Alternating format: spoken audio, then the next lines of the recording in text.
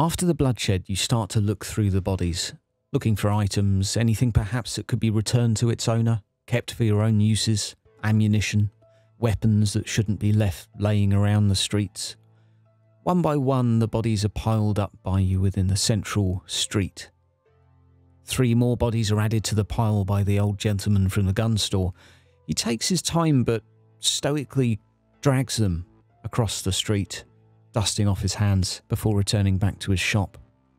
You notice an old lady as well, one familiar to you.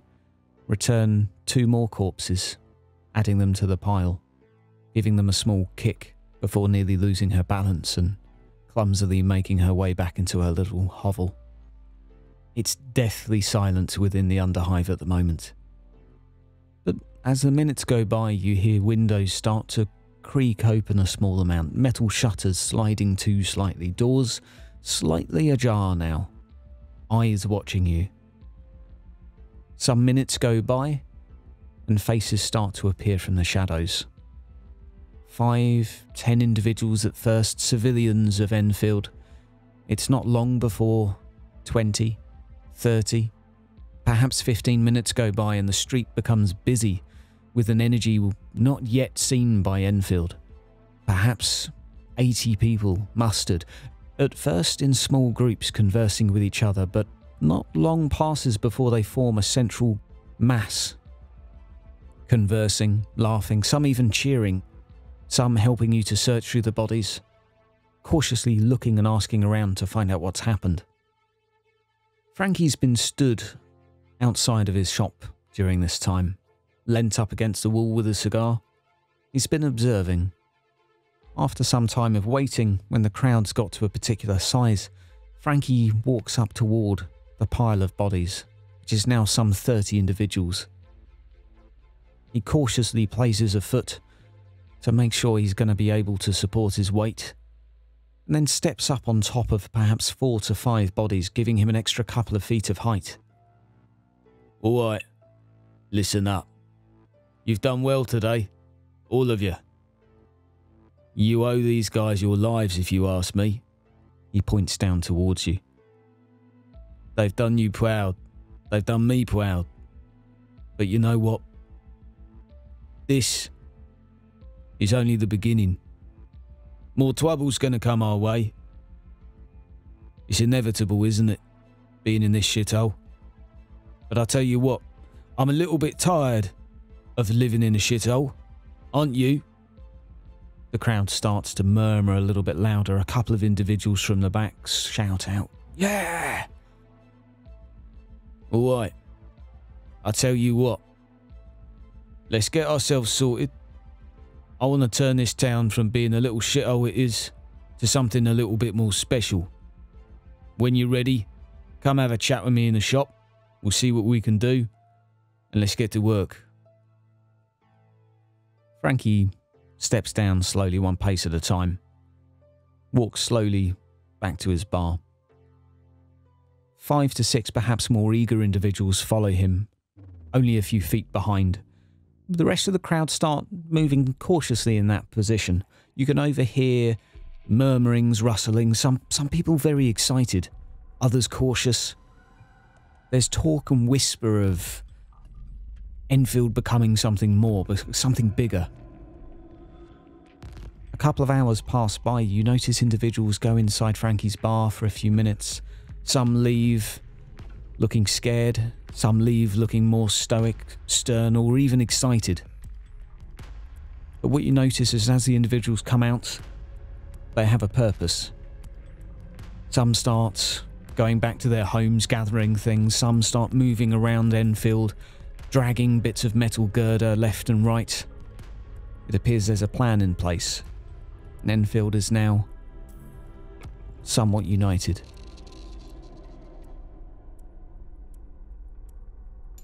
Over the next few days, Enfield becomes somewhat more industrious. Spare bits of metal fencing girders are used to reinforce the fronts of the town. 3 outposts are set up with small lights that, although aren't particularly well powered, offer some degree of security and warning for anyone approaching. Sentries armed with autoguns are on top of these doing shifts. There's also a small mining operation going on within the pits of the central streets. People going down to search for more exotic treasures.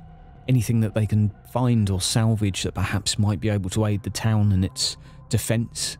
And anything that might help it sustain itself for longer. The next few days continue with this busyness. Enfield slowly and gradually seems to becoming something more.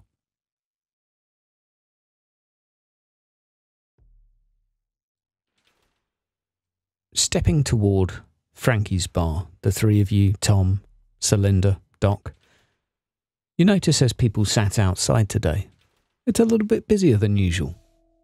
There's a few chairs scattered around, a few tables, people having drinks. The establishment's returned to its previous purpose. Not being a base of operation, but simply being a bar. Somewhere that the most reliable of patrons, the most hearty, somewhat warmer patrons may visit. As the three of you arrive toward the door, Celinda, Tom, you notice there's something a little bit different about Doc. Doc, what do they see? Hell yeah. So basically, I sawed off the vast majority of my left arm and replaced it with robot bits that I've been working on in my spare time. Stepping inside Frankie's, you notice more patrons than usual. 10, 20 perhaps. Quite a few for a bar of the Underhive. Behind the bar over in the corner is, of course, Frankie, currently polishing a couple of drinks. Hello, guys and girls. How you doing? Glad you could make it here on time. Come on over. Come on. He motions his hand to hurry you towards him. We've got a bit of a problem. Haven't heard from Dicky in a few days.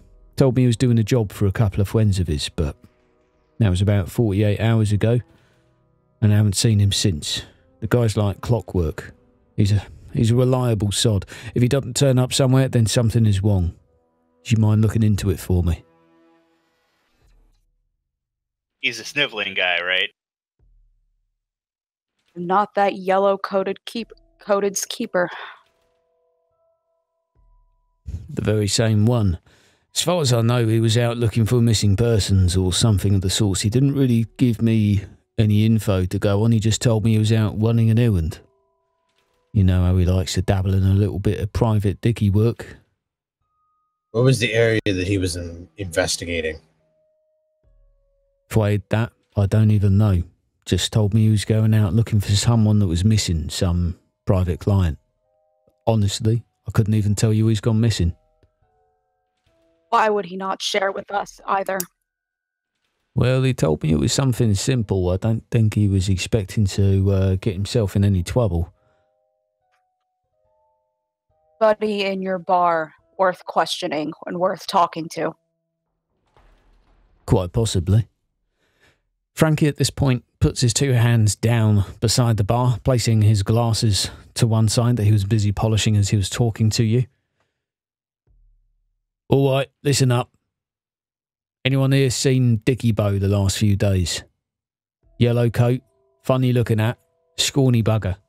You guys know him? The bar's deathly silent. Everyone looks concerned.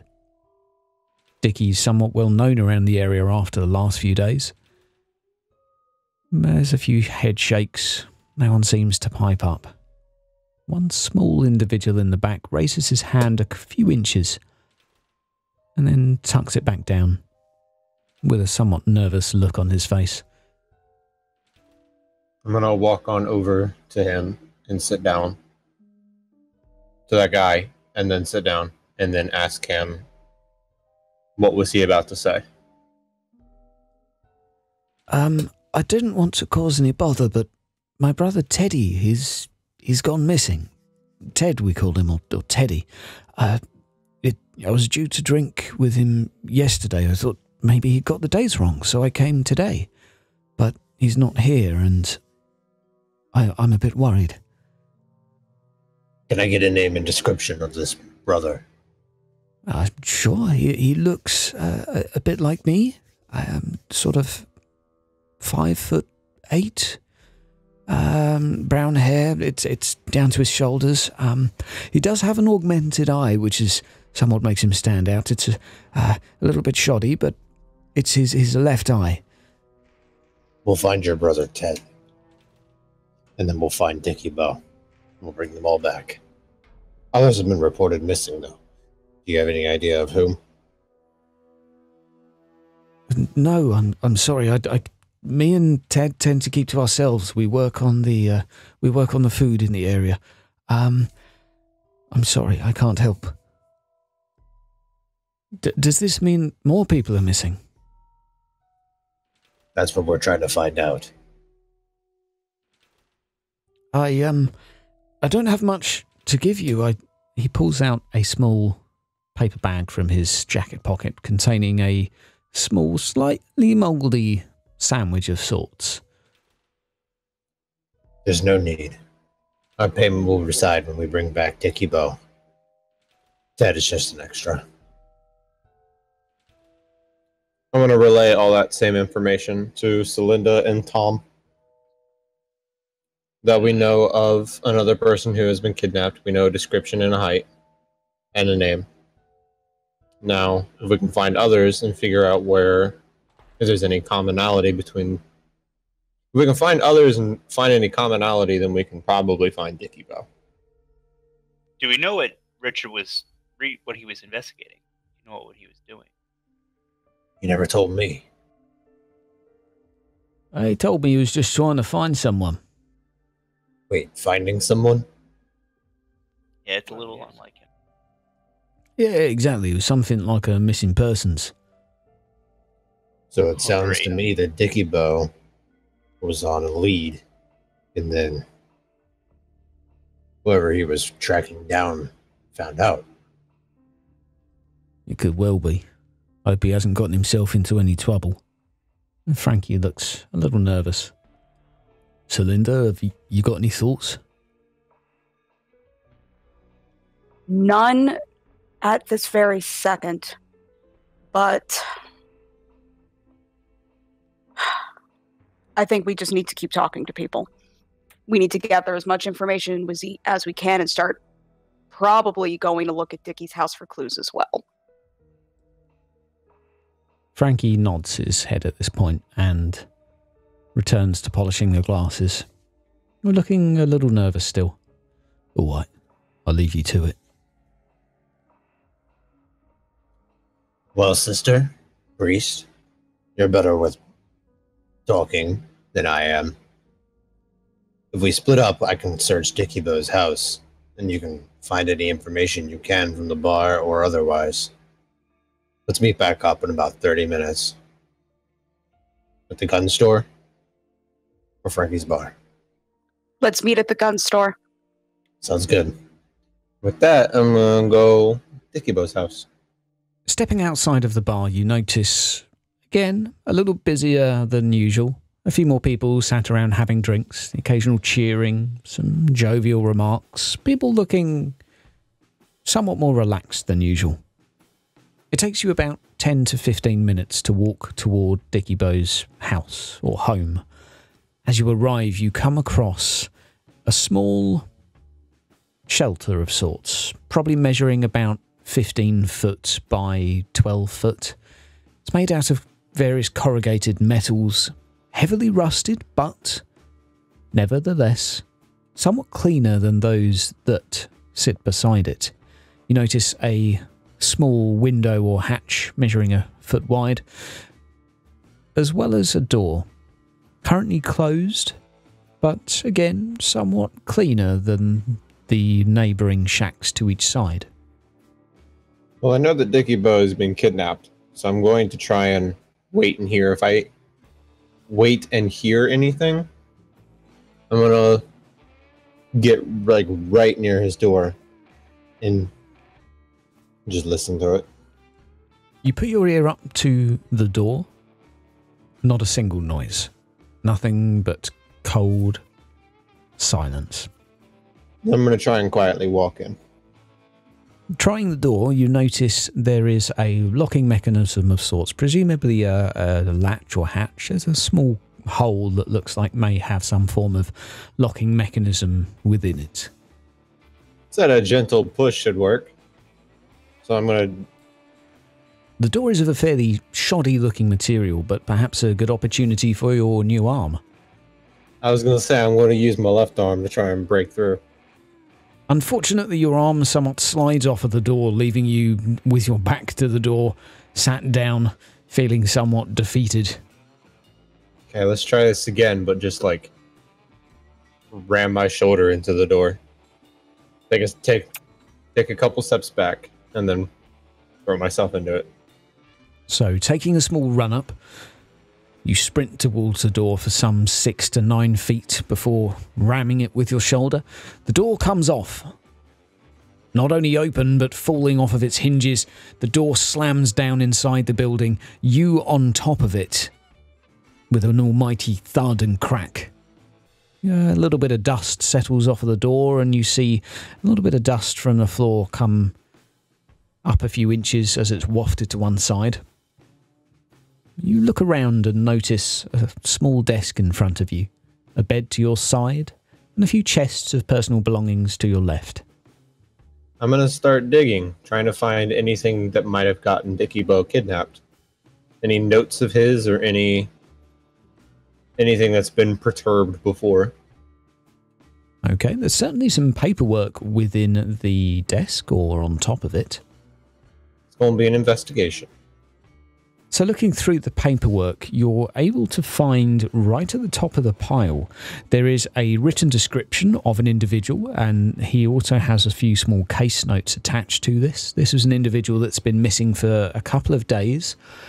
It's a fairly nondescript, but it does have an artist's impression, and as well it has a little asterisk down in the corner saying target has an augmented right leg.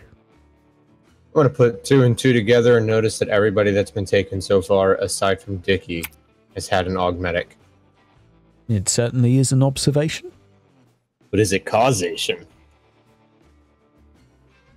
Is there anything else I find? Anything that looks like has been moved or... Looking at the bed, you can just simply see a spare pair of shoes, one you've not seen Dicky wear before, tucked slightly underneath. The sheets are neatly folded on top of the bed, or what would pass for the sheets. They look like a fairly sort of thick, crusted fabric. Not particularly comfortable, but somewhat better quality than one would expect of the Underhive. The personal belongings seem to all be within 2 chests, which are currently padlocked and, let's say, a fairly frequent security device for the Underhive. Alright, well then I'm going to exit the home and try and meet back up with Celinda and Tom. I would like to meet up with Dicky.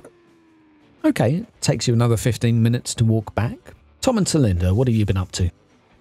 I'm gonna ask if there's any of the bargoers who realized that Dicky was part of the guys who helped us bring down the Daggerum boys that were here terrorizing us, and if they would want to go with us and help try and find them, and all the other ones who were kidnapped. Well, I have to voice to Tom that I'm not so sure we can trust a bunch of drunkards, as we don't know what Dicky got into. We could be getting into something dangerous, and we don't know if we can trust them. I don't care. I care. As you ask the question, about 3 to 5 individuals instantly stand up, recognizing you. You guys have been quite the talk over the past few days. Frankie made specific point to mention and, well, highlight your actions and deeds defeating the Daggerum usurpers, let's say. They have a grin on their face and an upright posture. It's clear that they're looking to try and impress. They nod their heads toward you. So do you distrust my followers? Yes, and Sister? I'm definitely running a scrutiny check. Sorry. As far as you can tell, Celinda, they seem to be doing their best to make a good impression. They seem trustworthy enough. Fine. Let's move forward.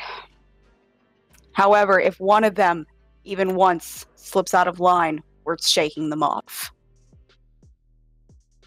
I put my hand on her shoulder and I say, "You're a great second in command," and I walk away. You know, I might not kill the drunkards. I may just kill Tom. Let's go find Doc, see what he found. And with that, I walk towards the door, open it, and walk out ahead of Tom.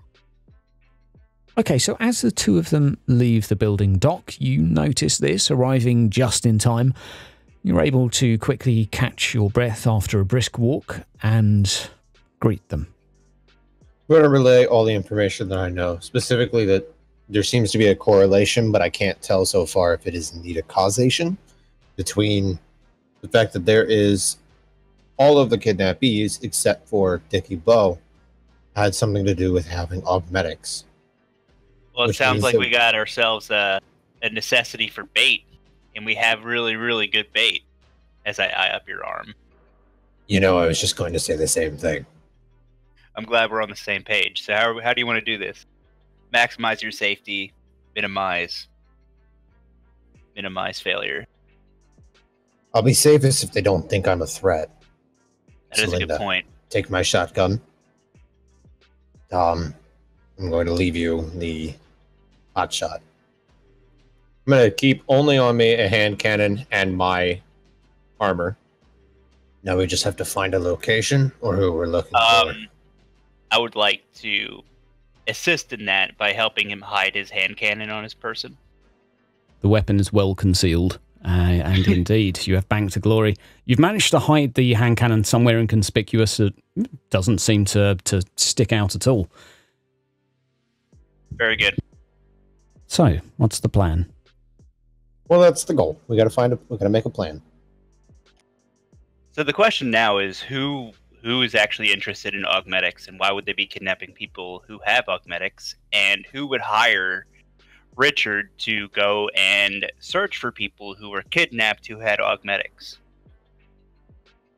My first thought is that they're going to tear these augmetics off person and sell them. Sounds like scavengers to me then. But I don't know if scavengers can get the best of Dicky Bow. It's true. It is true. Was there anything that looked out of place in his home or anything like that, or not really? Not that I could tell. They didn't even ransack it. So they weren't even interested in it. That means that they must have caught him while he was investigating, and they just took him from there. They didn't even bother to figure out where he lived. He must have surprised them. Well, it's time to find out where. So maybe we can find out who, so I can be the bait. So what's the plan? Is there anything in Dicky Bow's notes about where he was trying to find the man with the missing leg? Unfortunately not. There was simply just target was last seen leaving the Snake Pit bar. That was the last place he was located, but there is no other indication as to where he was going. Oh, that's it. That's all you have access to. That's it right there. Dicky, Richard. Richard would have gone to the Snake Pit and asked questions. Follow up on his lead. Then we head to the Snake Pit. Okay, so the walk to the Snake Pit doesn't take too long. You notice on your way a large pile of iron pipes, by the looks of it, heavily rusted. There's about 12 of them piled up together, measuring some perhaps 20 foot long. These things have clearly been maneuvered and moved by a group of individuals, who knows to what purpose. Outside the Snake Pit, you see a few more benches and tables organised, a few more people out there drinking, looking a little bit more lively and cheery than usual. Lights turned all the way up. A little bit of rustic music, you could say, playing from behind the bar. Celinda, Tom, you're much better at questioning than I am. I stand up on a chair. Look out. Hey, everyone. Has anyone seen a short, sniveling guy wearing a yellow trench coat around here the past few days? He must have come around here asking questions. We're just trying to figure out where he went. The chap from behind the bar recognises you. You right there, boys? How you doing? I saw him 2 days ago. Oh, yeah? You know where he was heading? Not exactly. I know he was investigating one of my patrons who'd gone missing. I don't exactly know what he found. He came in here, asked me some questions. I told him that the lad had had a drink here with us, and then he'd fucked off somewhere. Dicky Bow headed off. Dicky was telling me that he had some hunches of sorts. Let me think.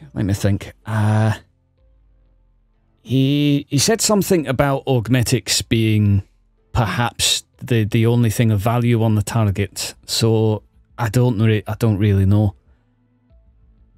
Yeah, Do we you have a came to the name? same conclusion. The name of the guy he was looking for. Yes. Jacko. That's not his real name, but that's what we call him anyway. Jacko the Wacko. It's fucking nuts. But he's a good lad. He's a good lad. Anyway, can I get you a drink while you're here? Yeah, please. Good stuff. So he starts looking from behind the bar. What can I get you? Whatever you got that's cheap. It's all on the hoose. Oh, well then whatever the hell's strongest. Reaches from down behind the bar, pulls out a black bottle. Very dark looking glass. Not able to see anything through it. Not even sure if it's glass. Starts pouring out a fairly thick brown liquid.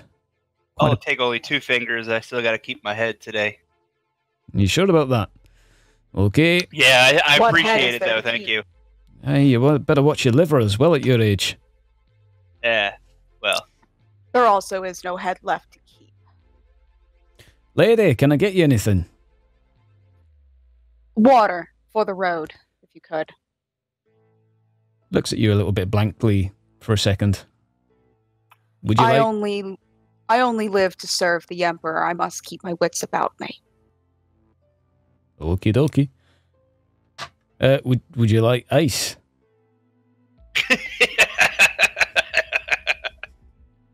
Only your coldest. And I look at him scathingly. Good, because I haven't any fucking ice. There you go. Hands over a glass of water to you. Looks a little umbrella for that girl. For me to poke you in the eye with. Eyes up, Doc, finally. And you, man. I like your arm. What did he say? I like your arm. Looks good. Puts his arm up on the table. How about an arm wrestle? You know, sure. All right. Roll me a strength check. I wheel around to watch this. Big grin on the stupid face. You start winning. You're having a good wrestle against him. This is a fairly burly man, and you're able to pull his arm right the way back so it's about to touch the table. Roll me one more strength test. You can see his sweat is pouring off of his face at this point. Oh, you slam his arm down. You're not exactly sure if you've broken anything, but he screams a little bit as you twist it round. You can hear some of the whirring noises from the arm start to sort of jam into effect. Ah, fuck me. Nice work. Anyway, could you sort me out with one of those? If you make one yourself, yes. Or if you can... I can do the surgery. Took too long to make the arm itself. Okay. Pulls up his left sleeve at this point and shows you his left arm, somewhat scarred, perhaps burned at some point. I'd like to get rid of this piece of shite at some point. Anywho, anything else I can help you guys with? Nothing more if you have nothing more about the whereabouts of Dicky Bow. But thank you for all your help. Afraid not. Afraid not. Doctor, you do notice that he's a little bit flustered, a little bit panicked. Hello. Okay. So Right. he's a little bit You notice flustered. he's a little bit flustered, a little bit panicked as you guys turn to go. He starts looking. He's sort of looking like he's looking for something. Is there anything I can help you with, sir? Look, you guys are busy. To be honest, I don't want to waste your time. But I was expecting some guns to come over from the gun store. I haven't seen them in a while. You know, I was supposed to, my part of my business is I dish out a few guns here and there. I said I'd help out Frankie, but I haven't got the guns. Overhearing this go, oh my god, he's got augmetics, let's go. I start heading out the door. Barman looks a little confused as you go, but then sort of scratches his head as he's trying to puzzle things together. I rally up the followers and head out the door. Who are the guns from? From the gun store. It's the only place to get guns. Why'd you seem so nervous about it? Because I need them. I've got people waiting on them, you know? That's my job. I said I'd help Frankie. I'm supposed to be dishing out these guns to people that look trustworthy, you know what I mean? I'm a barkeeper, so I'm a good judge of character. But I can't dish out any guns if I don't have any. They were supposed to be here fucking maybe yesterday. We'll go check on it. All right. But with your good judge of character, keep an eye out for anyone asking for Dicky Bow. Will do, Captain. Or for Jackal. Aye, aye. Thank you. That we're gonna travel to the gun store. Okay. Waddling over to the gun store, you notice the place is open, lit, shutters open. Few new guns displayed in the front, slightly better condition auto guns than before. These ones look like they have a hope in hell of working.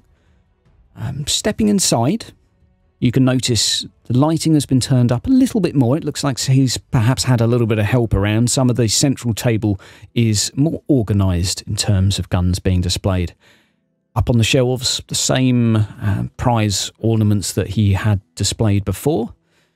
Stood behind the desk at the back is no one.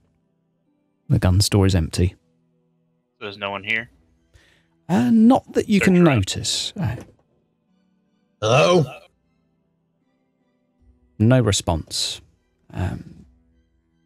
Just as I suspected. As soon as he said that he didn't get anything from him, I just thought he has augmetics. And so far the trend is people with augmetics disappearing. I figured that's what's happening. As much as we care for our lovely Dicky Bow, us not having our gun provider puts a little wrench in our day-to-day operations. We need to find them fast. They're both in the same location, probably.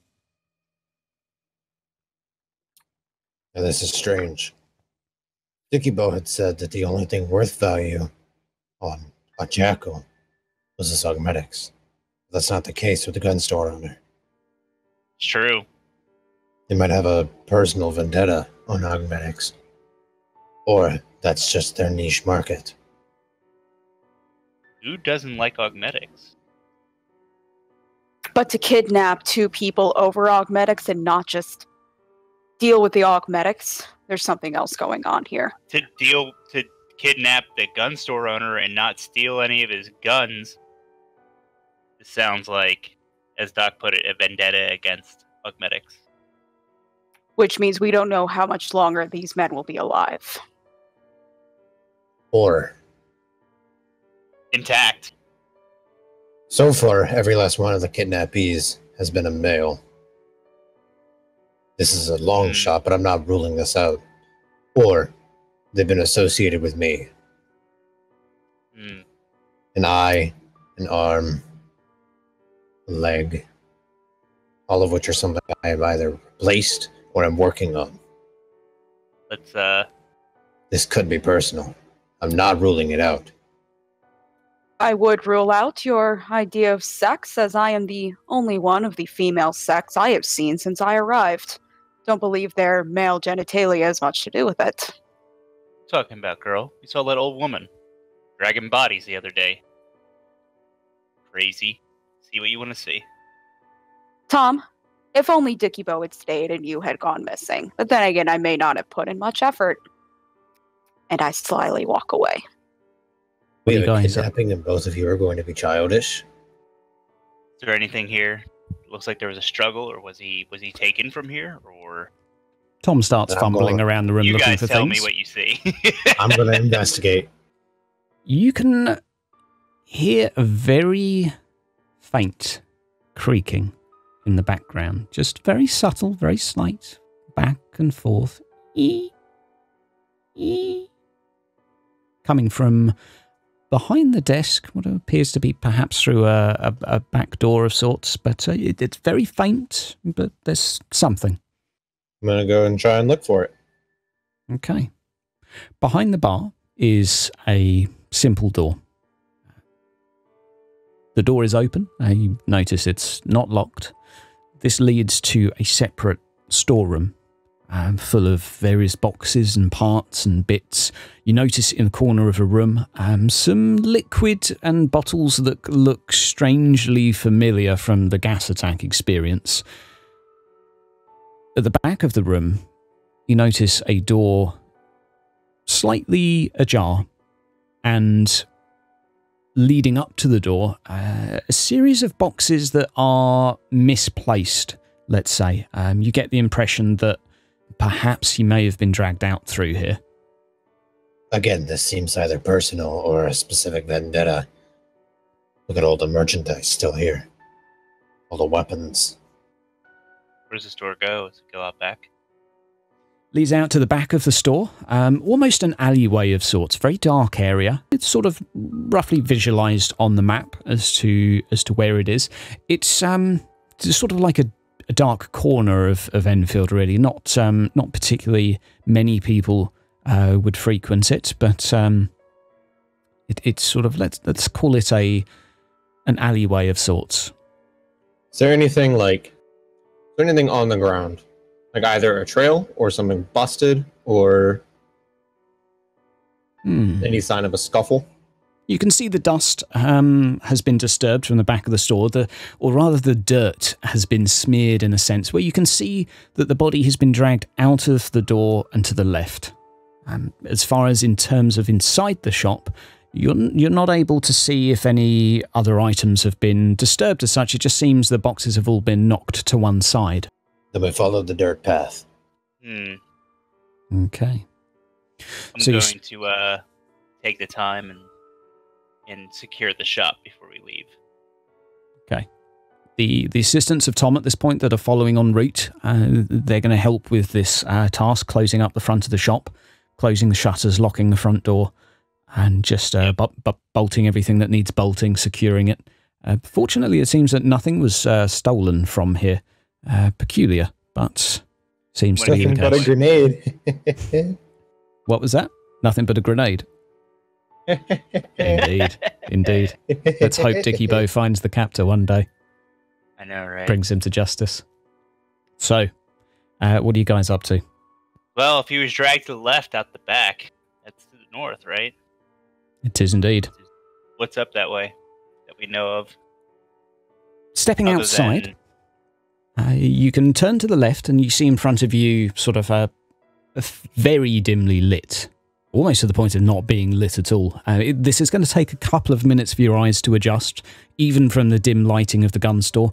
Maybe 2 or 3 minutes are going to pass before you guys are able to get a sort of a vague sense of outlines. You can see in front of you a few boxes organised in what would be typically a sort of a homeless box of sorts. You presume people might sleep in those. There's a few corners that are currently you're not able to see into, and you can certainly see the sort of the alleyway go on ahead. Let's just follow the alley. Keep an eye out, see if there's anyone who might have seen something. I'll follow behind you and keep watch No, your you backs. get in front and turn on your fucking headlight. Don't demand things of me when I'm trying to protect you. But fine. Tom, I can use my hotshot again. Yeah, you can. I'll give it back to you. Bit of Got great metagaming, sense. but your armour is also fitted with a stab line. Doc. Who's... Oh. Oh yeah, I'm gonna press the button. Click, click. You see a small beam come out from the sort of left chest of your armour. You're quite impressed as you turn left and right. It follows and jingles a little bit side to side. It's fitted a little bit loose, but it works. Not the most impressive amount of lumen, but enough to allow you to see little bit further. Turning on the light, you notice that a few of these, almost like sort of small metal crates, have small sheets just draped down in front of them. A couple of bottles lay outside of them, some empty food parcels along the floor. So someone was here. Is that the impression we should be getting? Two. One person that dragged the old man who owned the gun store, and the old man that owned the gun store. The impression you'd have is you wouldn't know if there is anyone inside or not. The sheet is currently covering the front of the box, so as to form a sort of a windshield or a sort of a visual barrier at the very least. But you can certainly see that the area is habited, or has been at some point. Should I just call out, guys? I don't mind it. If you're ready. I'm gonna look down into the sheet with my prey sense sight and see if I can't find any thermal signatures. It works. You're able to see a small amount of heat coming from within the the metal box. Fairly faint. You get the idea that it may be sort of wrapped up, but it's a small glow. As far as you can tell, only one signature. What do you see, Doc? Point towards the box, and I hold up one finger. All right. Turn towards sister. Point towards the box. After you, my lady. Lights on or out of character? Lights on or lights off, do you think? On. Go for it. You're in power armor. Who cares? Intimidate your way through the world. That's your metagame, So, okay? I walk towards the box, stealthily. Light shone on it, just in case something tries to run away, and I use my strength to get it open. I like how cocky Celinda is. It's not even if something tries to fight back, it's if it's trying to run the fuck away. Yep. So you are deathly silent on your approach. You're able to make your way there.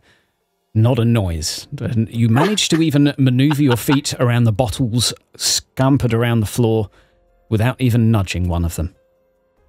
Impressive. So as you approach, you said you're going to tear the box open, or the crate? As quickly as possible, yes. So you're able to take your left and right hand each on a corner, and almost lifting it up in the air, you're able to snap it in two, turning it slightly on its side, emptying the contents on the floor in front of you as the two pieces of the box go flying either side of you. As soon as you do so, you hear it. The fuck are you doing, man? Some rustling on the floor from within a sleeping bag starts to start tossing and wriggling around. I beam my light directly in the direction of the sleeping bag's face and look down at him menacingly. What were you doing in there? And who are you? Fucking sleeping, man. My name's Dave. Eerie Dave. Well, hello, Airy Dave. Have you seen anyone over here No, lately? Eerie. With a fucking H. I don't fucking care. Answer the questions, or else this power armor bitch is gonna rip you apart like she did your box. He pokes his tongue out. Not quite in your direction, slightly to one side. I'm going to put a hand on Tom's shoulder and take a step forward to be the closest to him and say, sorry about my associates. We just need to know something very, very pertinent. Did you perhaps see a man being dragged through these hallways? I ain't seen anything in about 3 years, man. With that, he pokes his head a little bit closer to you. You can see both of his eyes appear to be perhaps infected of some sorts. You can see small amounts of blood coming out from the sockets. The individual looks pretty diseased. Then did you hear any names, any locations they were going to? I might have It would heard have been a something. struggle with an old man. I might have heard something the last 2 days. But I tell you what, I'm homeless.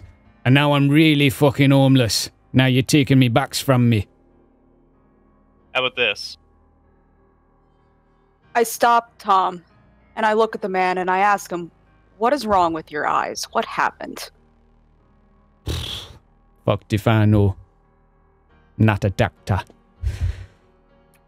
Well, what if I told you that I am?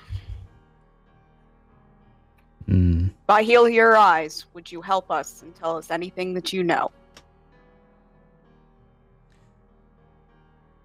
He nods slowly.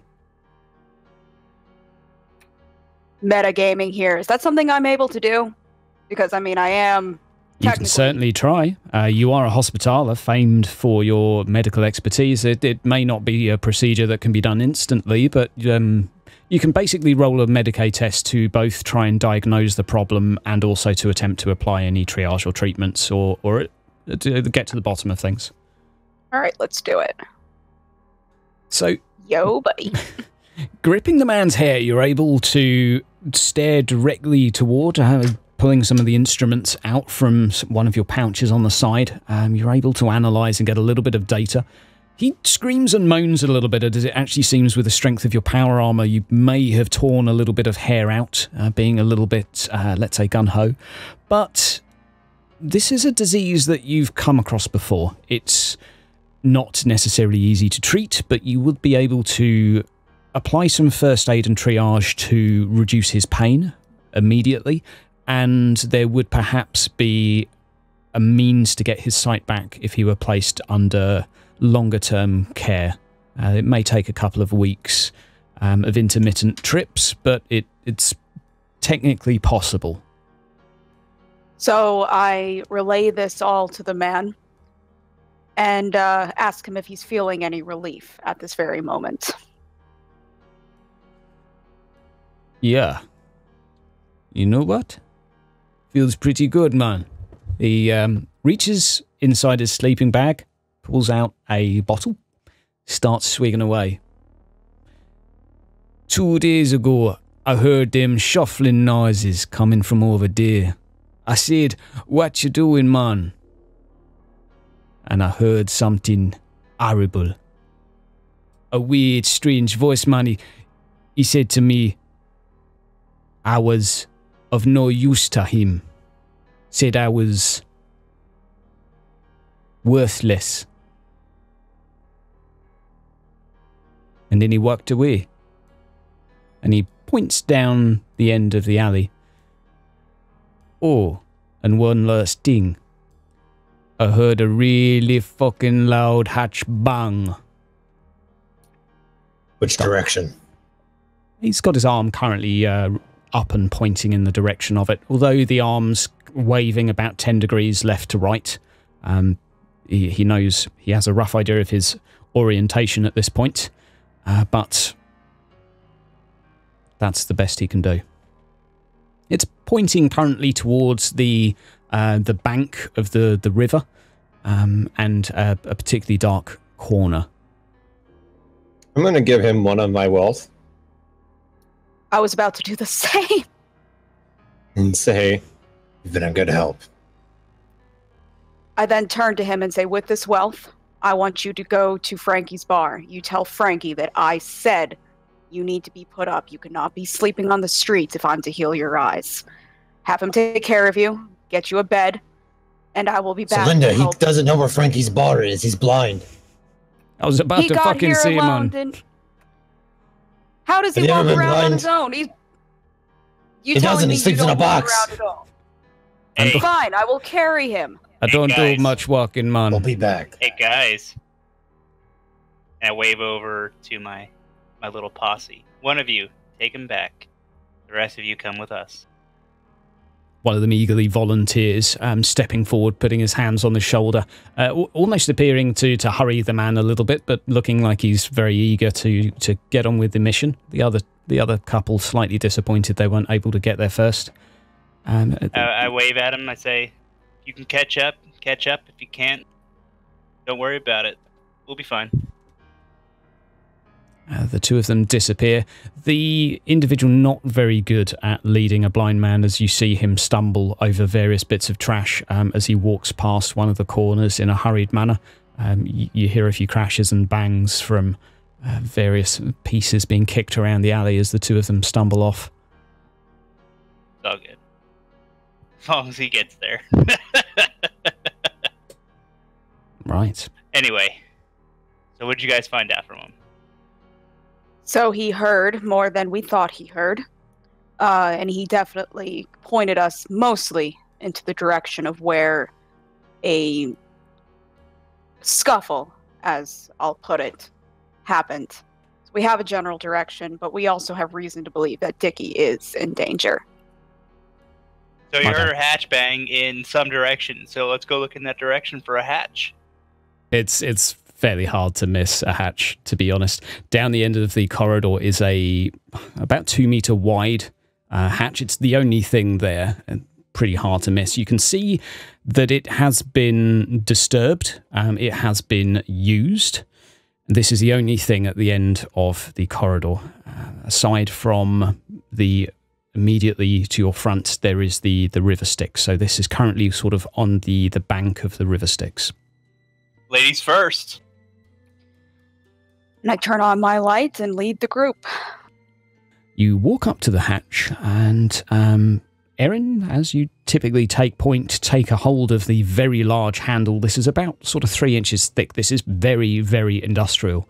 You give it a tug and it comes up a couple of inches before being stuck, and you can hear something becoming taut on the other side. You get the impression there's some form of lock or bolt or something that's resisting. What are you going to do? Well, guys, I could either tear this off, like I did last time, or does anyone have a mechanism that could try to evenly cut this off? Or you If and I not, can just rip it off. I was going to say either that or I'm just going to rip it. Would you like to assist me? He's using a strong arm at the moment and trying his best. Oh, fuck no, that was a roll of a 1. Yeah, he didn't help at all. But you're able to shimmy it a bit more. You can hear a slight snap as it comes up a few inches further. It's now about 6 to 9 inches open. You can peer through and you can see a metal chain that appears to be attached around it that's sort of also resisting the movement. Can I melt it? You could certainly heat it and try to weaken the chain. You won't be able to melt it, but you would be able to make the metal more malleable, as it looks like it may just be a simple iron or a fairly weak corroded steel. So, okay, you're able to funnel it, and you can see the metal start to glow. It starts off as sort of a very faint red, and then goes to an orange, a yellow, and eventually white. The stuff these flamers put out is somewhat impressive, and you can see the metal starting to peel slightly. It doesn't fall apart, it holds in place, but it now looks somewhat more malleable. All right, I'm going to go ahead after it starts being malleable, and I'm going to try to wrench the door open one more time. Okay. Doc, have you given up? I'm a help. Okay. Jesus Christ, please help me. Yeah. Damn. So the two of you give it a tug, and it doesn't budge anymore. It stays there. Still 6 to 9 inches apart. The metal, more malleable, but not quite enough to shift it. Well, this is a bit of a predicament. What's the point of power? I'm gonna look armor if I around and can't try open and the find chair? like an iron bar or something I can try and use to prop it open. Get like a lever advantage. Okay. Yep. That makes sense. I'm gonna Science this bitch. roll me an awareness test. Doc I'm gonna goes play. Thank you. looking in the shadows and trips up, unfortunately, hitting his head. I'm gonna pull a grenade out of my pocket. Okay. So Sister Selenda does return with a rather impressive looking 6-foot iron bar, or steel bar, which he carries back, looking pretty sturdy and thick. Tom starts tossing a grenade up and down in his hand. What are you guys to do? I prop the door open with my lovely steel bar and call Doc back over, and we step back. And I turn to Tom and say, looks like you have a plan with tossing that lovely explosive. What are you planning to do here? I was thinking just drop a crack grenade on this thing if we need to tear it open, but if you're able to do it with that crowbar, then go for it. I'd rather not have any more explosions than need be, but it would be a good last resort. I'd rather sell this thing than have to use it. Okay. Well, thankfully, taking advantage of the laws of physics, it's quite hard to mess this up. You can simply slot the bar inside. The two of you, Celinda and Doc, both jump on top of the end of it simultaneously, and the chain instantly snaps. Pried open, the door is now loose, and you stare down into what appears to be darkness. Yeah, science. I turn my light on and flash it into the doorway, trying to see how far my light will actually reach. This is directly downwards. A directly downward 2-meter wide hatch with a small ladder that's going down.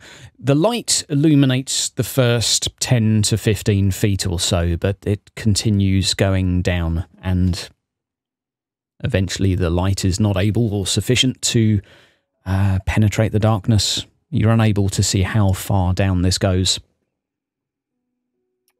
Does anyone have rope or anything of that sort? Any kind of... There was a ladder. Well, I understand there's a ladder, but metagaming here, we don't know how far this goes down. God forbid one of y'all slips because you're clumsy and falls off the ladder. My thinking is that we support ourselves while climbing down this ladder, but... Or we can just climb down the ladder.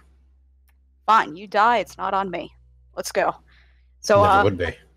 I think I should go first so I can illuminate the ladder as y'all are climbing down as well. Okay. I also have a chest light, you nerd. But mine's better. Fuck, got me there. Yeah. Hers doesn't wobble, God damn. unfortunately. So, let's have... Now, this ladder goes on for some time. I'm going to ask for an athletics test from each of you, just to see how well you're able to endure this. It's... I am a queen! Difficult to say, but this takes some time to go through. God damn it. See, this is what I mean, you clumsy fucks. Okay. Right. What? Hey, now here's the fun part. If This is why Tom I'm not falls, rolling today. he falls on all of us. Rope would So have I done am shit. gonna have to catch you, I swear. Celinda, can you roll me another athletics test, please? Fine.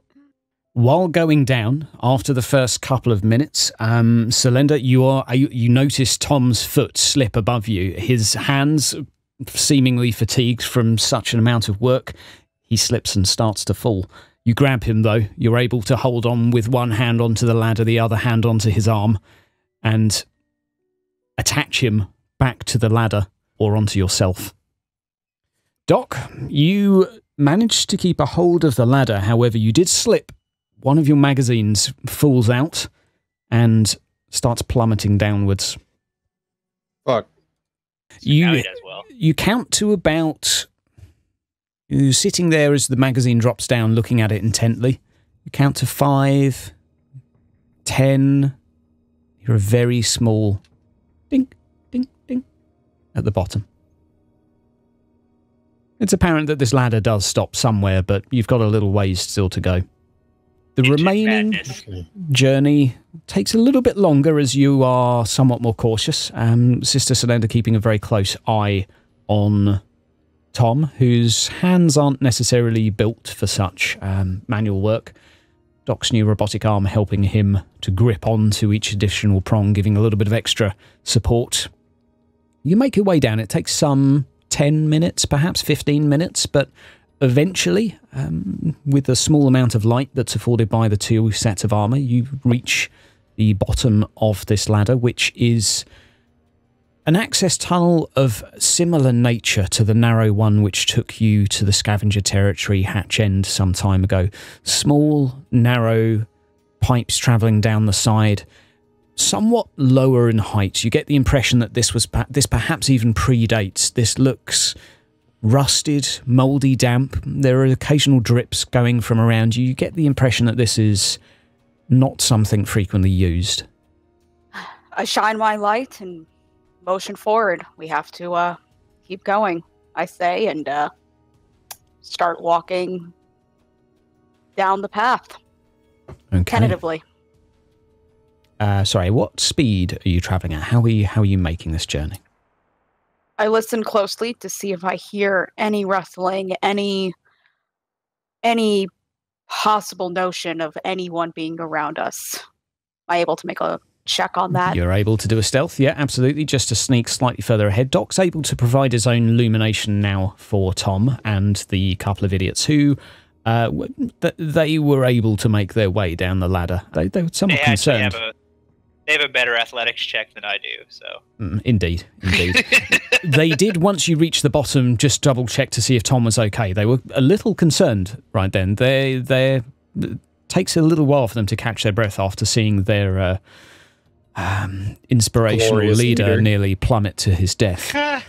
Their supreme leader. Supreme leader, indeed. Let's just climb down the ladder. Selenda moves off ahead, scouting further. Not making a noise. You come to a junction where it seems there is almost a junction where this moves more into a labyrinth now. So there's now what appears to be several tunnels moving off to your left, to your right. It's unclear as they all look more or less identical. I walk back to the group after witnessing this labyrinth, and I relay this information. Looking up ahead, there are actually several tunnels. It starts to go off into several directions. None of them seem to be distinct. I don't hear any noises of anybody else. I don't see any light sources. We could very easily get lost, but we need to pick a path and stick to it.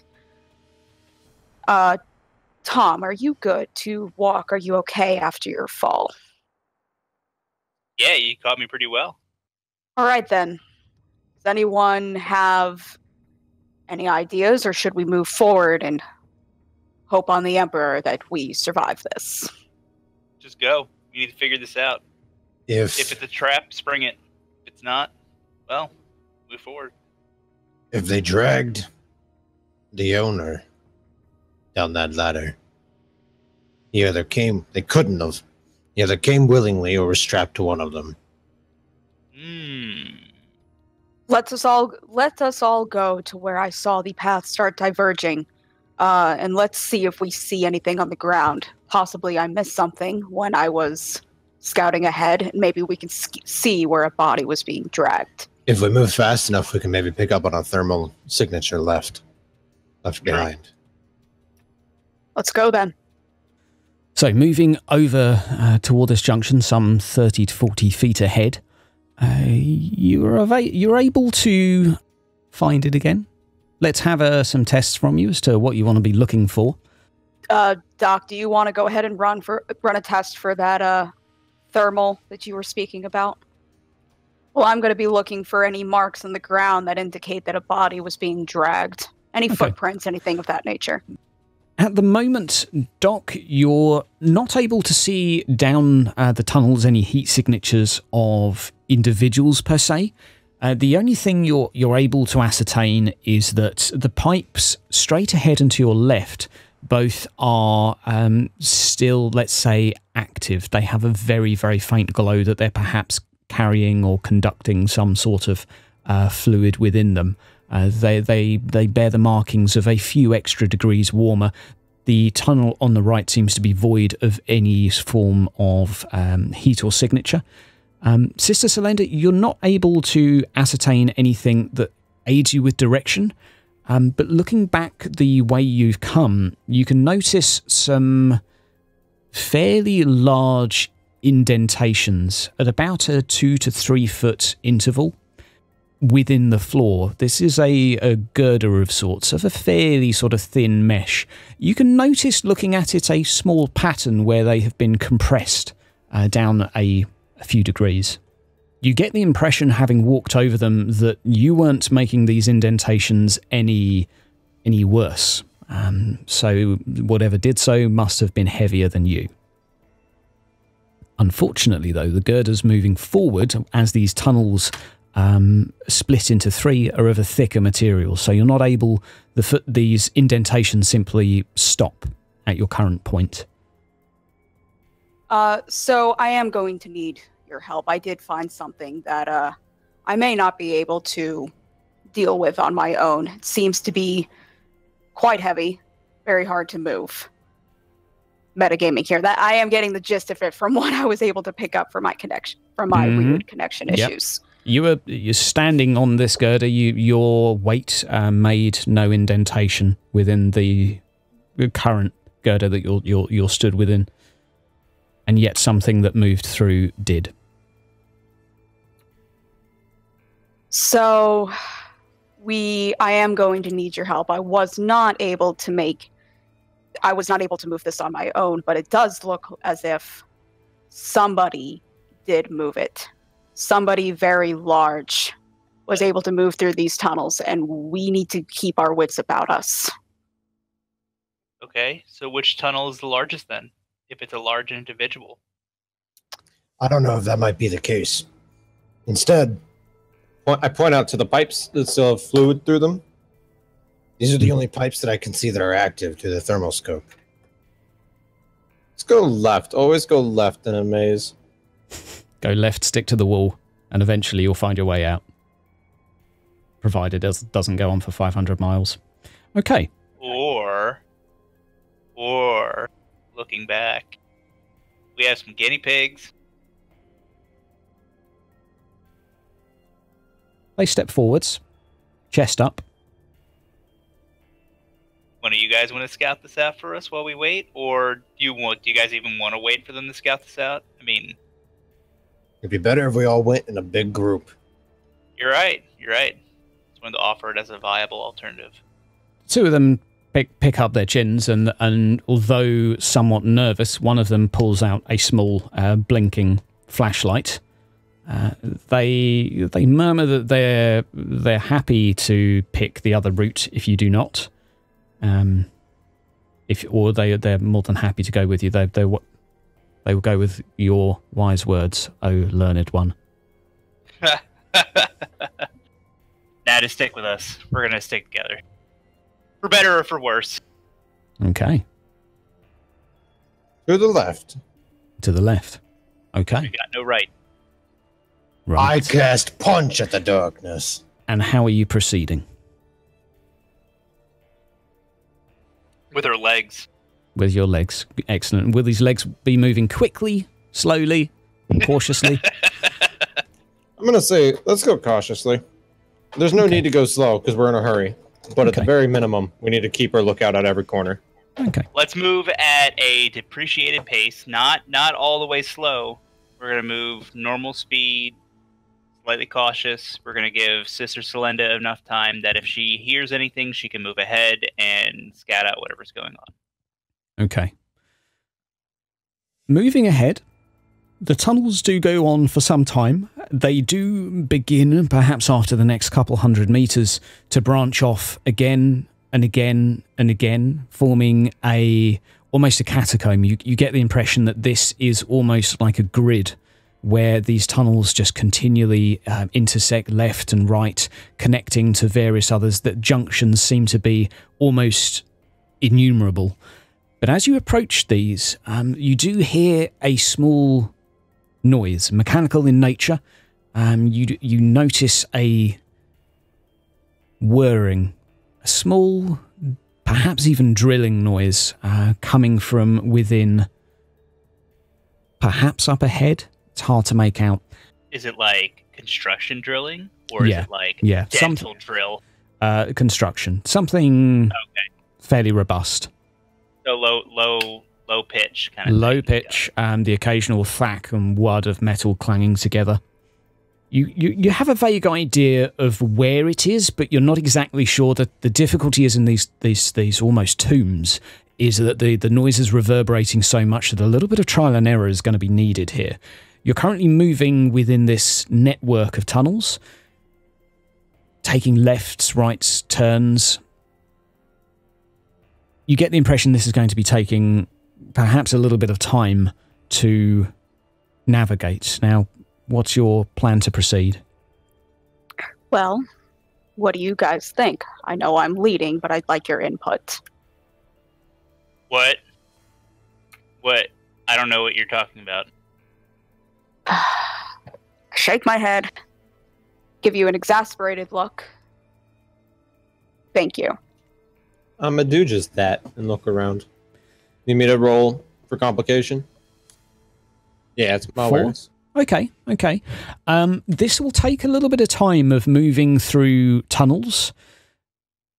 Moving left, moving right. The difficulty is that these tend to these intersections are happening every perhaps 20 feet or so. So you're continually having to guess and spy around the corners and look ahead.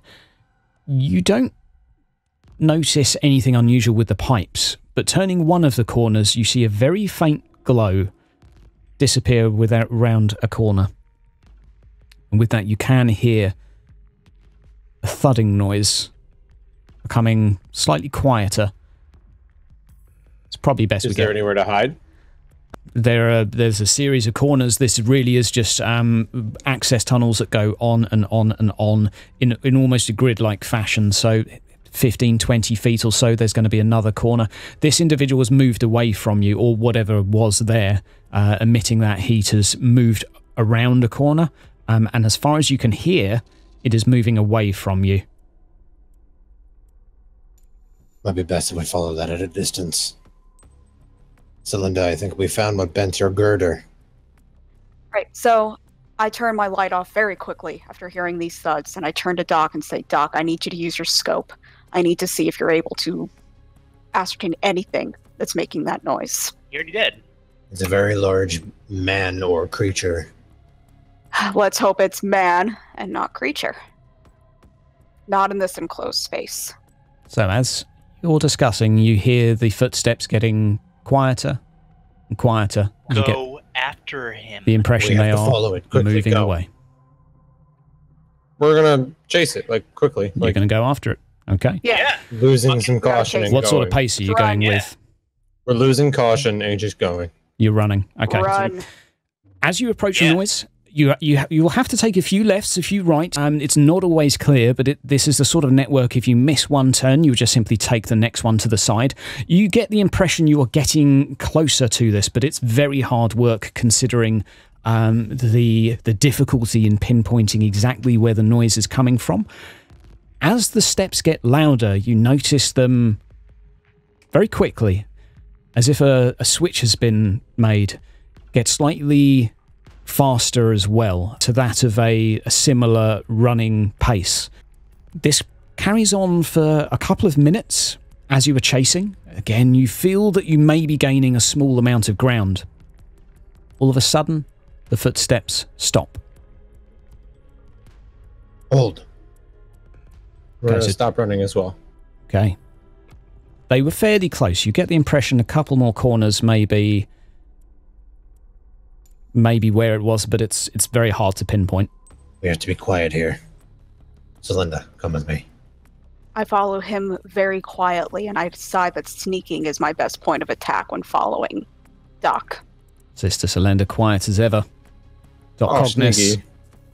not quite so sneaky. Are you happy with that roll? The two of you are able to move ahead somewhat cautiously. Celinda not making any noise. Doc Cognus alongside. Tom waiting, staying put with a couple of compadres, awaiting any further action. Yep. There is no noise ahead of you now. You turn a corner to your left, to your right. You're fairly sure you're getting very, very close, but there is now no noise at all. It's very difficult to tell exactly where the noise ceased now. I'm gonna look through my thermoscope and try and find him. Okay. As you raise your scope up toward to look ahead of you, you feel a small pinch on the side of your neck. You feel a grip come around your body instantly, arms folding around you, and something starts dragging you backwards. You can make a strength test to resist this. You're currently being grappled. Celinda, you can notice as Doc starts making noise, as you turn around, you see a figure in front of you, larger stature than yourself, perhaps 7 foot tall, 6.5 perhaps. It's a robed, hooded individual, what might pass for a man, although you can barely see any flesh. tendrils seem to be coming out from around his body. It's dark, but as you illuminate, you can see various mechanical tendrils, really would be the best word. You would recognize this individual from your times on the planet as being a mechanicus of sorts, from what you're able to recognize of his features. Doc, as you're being dragged backwards, you can hear a faint but audible voice coming from the individual that's currently grappling you. You are required. He starts dragging you backwards slowly. Celinda, what are you up to, Doc? I see this happening in front of me, and I figure that I can take him on, but I have to move quickly. And I would like to charge and try to save my boy here. Okay. Damn, that's close. Okay, you're able to get very close to the individual, and as you do so, within a couple of feet, these tendrils start attaching themselves to you, to your armor, trying to pin you in place a couple of feet away. The individual responds. You are required. Your assistance is needed. Required for what? This unit needs repairs. He continually moves backwards. Let me go and I'll fix it. I'm still off in the fucking tunnels because no one has let me know that shit's going down yet. You're gonna hear this, Tom. You're gonna Bitch, hear I'm this screaming. now. Okay. You're hearing this now, Tom. With the shouting going on, the steps, you can hear. You can hear what's going on. It's going to take you a few seconds to find your way there and catch up. He doesn't adjust his grip at all. Continues dragging you backwards. This unit needs repairs. And yeah, and that guy can repair you. Right, so you're there as well now, yeah? You're catching up. Okay. So as you turn the corner, Tom, this again is a figure somewhat familiar to you in your days of the priesthood. You won't have seen many of them within the Ministorum, but Mechanicus are something you will have seen before. This one is somewhat different to you. He's not bearing the traditional insignia and attire. There's something unfamiliar about him, but you recognize the macadendrites, which are these long tendrils, each sporting various different tools, clamps, pieces of equipment. The unit pauses and freezes in place for a second, still gripping Doctor tightly. You can hear electronic noises coming from him. Little blips, freezes, whirring noises, some static for a few moments. This unit will require assistance. And it starts to release slowly Doc from his grip. Doesn't let go entirely. Keeps a hold of his arms. Will you assist? One condition. You're the one that's been taking others, right? Others with mechanics. Looks towards you. He turns you around at this point, Doctor, and you're able to see the individual now. You notice perhaps 90% of this individual's flesh is covered in metal, machinery and parts. Things that are, let's say, impressive to you. There's some flesh visible which seems to be somewhat aged, perhaps withered. The eyes, both augmented. The mouth replaced with a small speaker. The chest, a couple of patches of flesh visible. He pauses, holding you in place with two of the macadendrites with clamps on your shoulders currently. And you can notice a little bit of activity going on with the augment of each eye. About 30 seconds pass by. He doesn't move. You will... You've been taking them. People like us, you and me. We replace our body with machine. You've been taking them. This unit required parts. How about a man in a trench coat? Wears a hat. He didn't have any mechanics on him. Why'd you take him? Again, you notice a couple of whirring noises, a little bit of static comes out for a few moments as he's computing. The unit is safe. That's my condition. Take me to them. He pauses again for a moment, just eyeing you up. He's going to do his own. He's going to ask you a question. Will you assist in repairs? If you take me to them. Okay, he believes you. He thinks you're being sincere. After a couple of moments' pause, truth confirmed. He releases his grip on you and starts to walk backward slowly, being very cautious of the others, looking somewhat distrusting. You will follow. I'm going to follow very closely. Now, he's going to continue to face you for a couple of moments. This unit would request you holster your weapons. Looking toward the weaponry that both Celinda and Tom are carrying, as well as the individuals that are currently cowering behind Tom, having never seen something of such size before. Do it. Put your weapons away. I move to just put my weapons away and stand stoically. Okay. With one macadendrite still on Doc's shoulder, he turns around and starts to motion you forward, Doctor. This is gripping your shoulder, not overly tight, but keeping a track of your placement. You notice as walking forwards, a small shoulder-mounted camera actually turns around to face behind. He's watching you while walking away. It's quite a daunting experience, but he walks slowly to begin with, not making any noises.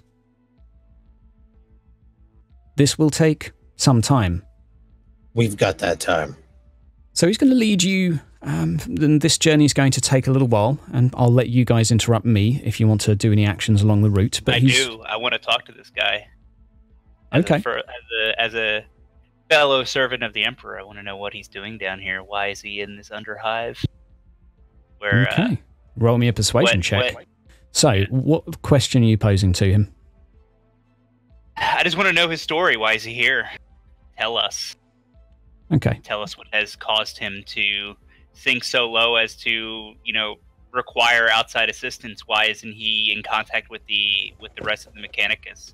I would know that normally the Mechanicus can communicate with one another using some technology that their Omnissiah allowed them to use. Okay. Asking this of the individual as he walks forward, he doesn't turn to face you. The camera simply locks toward you. You see a small red, almost laser pointer sort of aim toward you, just simply from the camera.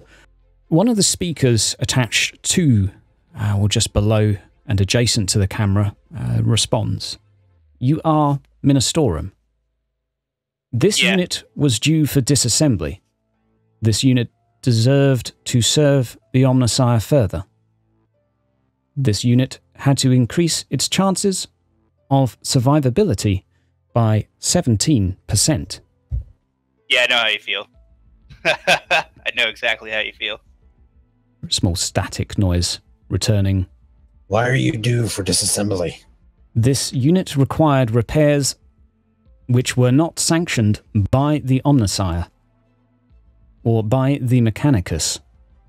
This unit wishes to serve. There are many ways to serve the Emperor, and in death you do serve him. But if you find that your death would hinder your ability to serve the Emperor, then by all means, please continue doing what you're doing. You hear a little bit of static coming from him as you're getting a little bit more noise coming from him now. Quotation mark 5317. He lists off a very long digit, basically providing the quotation for the line you just posed to him from one of the Imperial texts. Now, his steps start to become a slight bit more cautious. You guys now are approaching, let's say, the origin of sawing, drilling, some clanging, some mechanical industry noises getting a little bit closer. This unit is nearly at its destination. It takes another couple of minutes, a few more corners, a few more turns before arriving at a hatch. Approaching the hatch, turns towards you once more, eyeing all of you up. This unit will not be harmed. Question mark. No. Not until you're a threat. So just don't threaten us. We'll have a mutual exchange. This unit would request armaments are left here, and points towards a slight groove where he opens a very small hatch with one of his tendrils. You can see then a small as a show hollow. of faith, I'm going to take my hand cannon out from its little hiding spot and put it in there. He looks towards the others. Yeah, leave the weapon. Go. Let's do it. Okay. I have to agree with Tom. While placing the weapons within, he follows each with his head, analysing, places his hand out just in front of the hotshot las rifle. This equipment is faulty. With that, he snatches it out of your hands. You can see him tinker with it for a few seconds. Two of the tendrils from behind him instantly start disassembling it, taking it into perhaps 5, 10, 15 pieces. Within seconds, it's within its individual components before being reassembled again at a speed that you could never hope to match with the two human hands of your own. Upon being reassembled, it flickers with a beam much brighter than before, and he hands it back out openly. This weapon is restored. Thank you. And I hope to do the same with your shoe. Okay. He opens the hatch while looking toward you all and does analyse each of you for any concealed weaponry, still being very cautious. He opens the hatch now and steps inside him. Within, you can see a modest amount of lighting, and along the back of the room, you see a double door, which is metallic in nature. You can hear a few groans and grunts coming from behind this, but within this room is a large central table, a couple of seats, various mechanical augments laid out within the middle of the table within various states of disassembly. This unit will require repairs. And he sits down. I can't help with this, so Then let's begin. Okay. Now, as you guys enter, you can hear some noises from the back room get a little bit louder. Let me fucking out, you fucking tosser! As well as a few other grunts and grumbles of people going, "Arr, arr." Yeah, some very frustrated noises from back there. I'm gonna go up to the door and I'm gonna persuade them all to just be patient while we sort this out. Okay. The Mechanicus follows you with his head as you walk toward the door. And as you peep through, you can notice a array of cages. Now, I don't say cages, they're about 9 foot by 9 foot, each laid out neatly with a small bedroll and blanket within them. Food and water is laid within each corner, neatly arranged. And you notice Dicky Bow in the very far corner. Before you're able to walk toward him, though, you notice you have a loud noise coming from beside you. The fuck are you doing here, you little... What's going on? Yeah, we came to find you guys. I'm glad to see you're all good and that you're being taken care of. We're just sorting things out here, and I'm sure that you'll be released shortly. Taken fucking care of you shit. The old geezer starts looking around the cage around him, shaking the monkey bars back and forth. You trust us. You do. Relax. Chews his lip for a few seconds and sits back down, now crossing his only 2 arms, looking to his right shoulder where the third used to be, pulling an incredibly grumpy-looking face. You spy Dicky in the far corner of the room. He's currently appears to be sleeping, or not moving at least. I see Dicky, guys. He's back here. He seems to be unconscious, though. He was noisy, the unit replies. This unit had to sedate him. He was so he is alive. That's all that matters. Alive but sedated. He insisted on trying to pick the lock. Sounds like him. He also kept requesting sanitizer.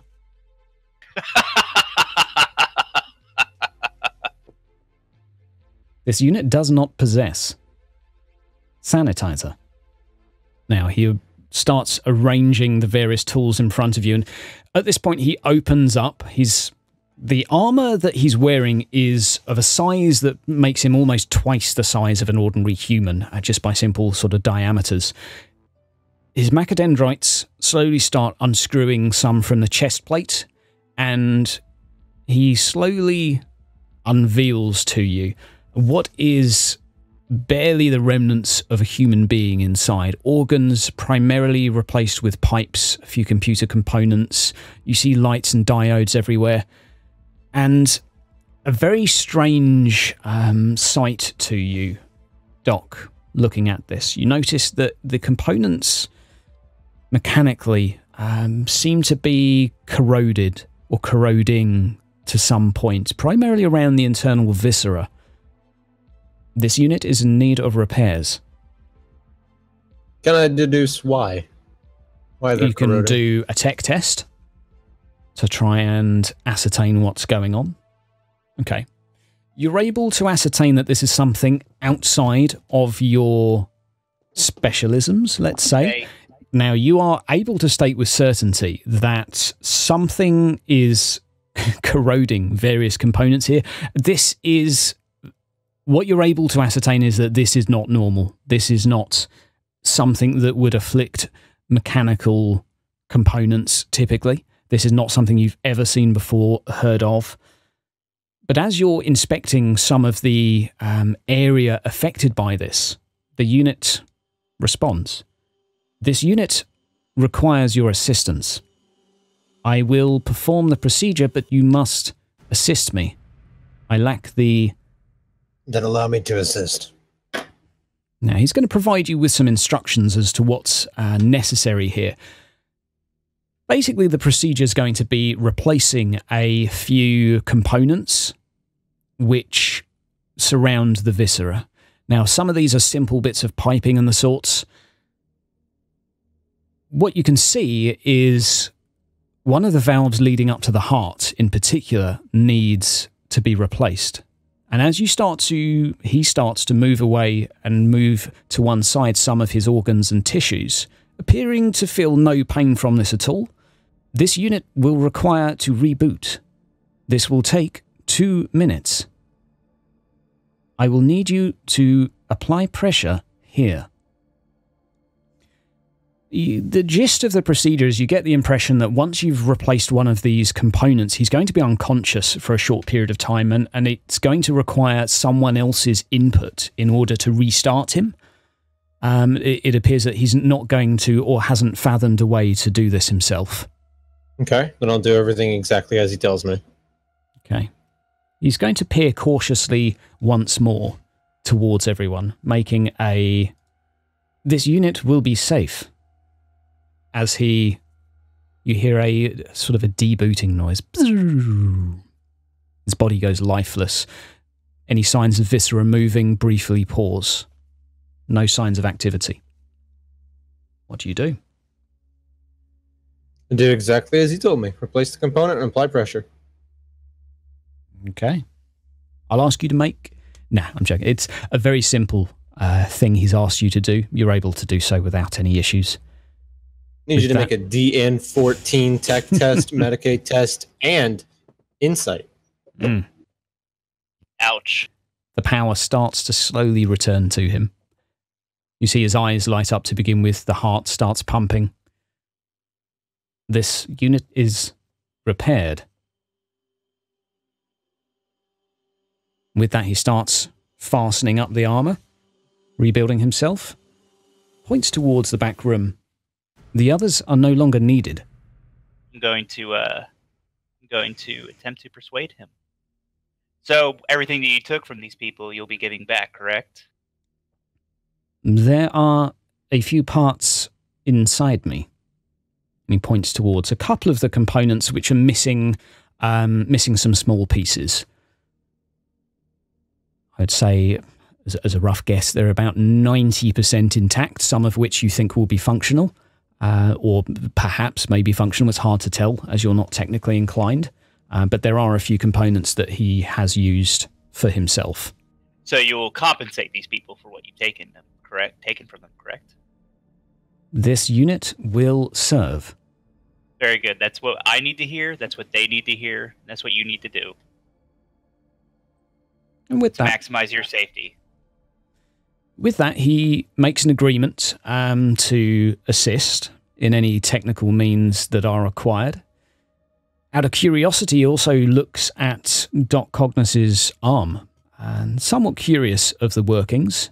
He also offers to provide some assistance to Doc in terms of augmenting himself and helping him to achieve a closeness with the Omnissiah, and let's say piques your interest, Doc, with explanations and tales of technologies that are unfamiliar to you.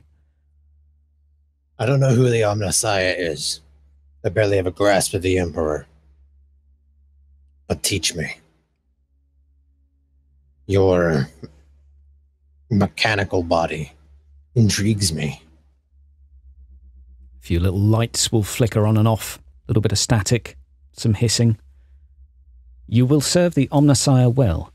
Places a hand on his shoulder and starts with one of his macadendrites subtly fiddling with your arm, just rearranging a few wires. And at that point, you walk into the back room to let the others out. Dicky Bow, still unconscious, apparently fairly heavily sedated. Everyone else still in one piece. Some of them somewhat subtly subdued. With, again, you get the impression that they were probably fed some things to keep them a little bit quieter. Some minor sedatives and things of the nature. Everyone being a little sleepy and drowsy. You're able to peel them out and sort of return them slowly back through the tunnels. The Mechanicus providing a detailed blueprint as to how to return, as well as the blueprint of the area he has mapped thus far. And as you go to leave, he hands you a small device, similar to a pistol of sorts, but has no firing mechanism. Seems to have a blunted end, no barrel. He points this towards one of your hands and asks you to step closer. Does anyone volunteer? I do. Sure. Okay. Yeah, he gets both of your hands out in front. Points the pistol towards both of them. Looks towards you and says, "No harm." And you hear a small whirring noise as he squeezes the trigger gently. And as he does so, you see the dust and dirt start falling off of your hands. And he responds, "Sanitizer." It appears from what you're able to deduce it's some form of sonic-based device. It emits a rather unusual sound, but seems to have an effect of cleaning things.